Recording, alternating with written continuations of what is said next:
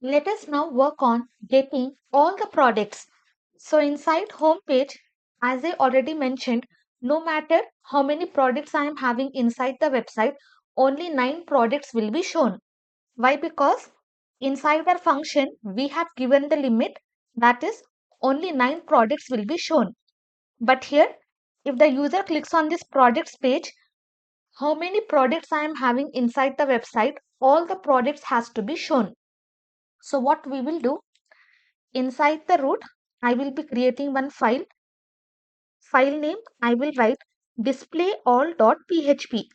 Once I create the file, open this navbar, and inside this products, I'm just going to give this displayall.php.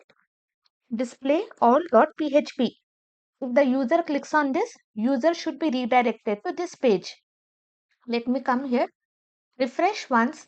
I will click on products. You can see user will be redirected to displayall.php. Now come to index.php. From here, copy this entire code. Inside this displayall.php, I'm just going to paste. Come here, refresh once. Entire content, what I am having inside index.php, entire thing is copied and pasted. But here, instead of get products, for this I will be creating another function. Copy this entire function, and below this I'm just going to paste. In place of get products, I will write get all products. From here, you simply have to remove this limit. Okay. Rest entire thing will be same. You don't have to do any changes. Now copy this function. Inside display all.php, in place of this get products, I'm just going to call this get all products. Now come here, refresh once. Randomly, each and every time, if the user refresh the pages, or if the user visits next time, each and every time they will be seeing random products. But the only difference between homepage and products is, in homepage only 9 products will be shown, but in products page all the products will be shown.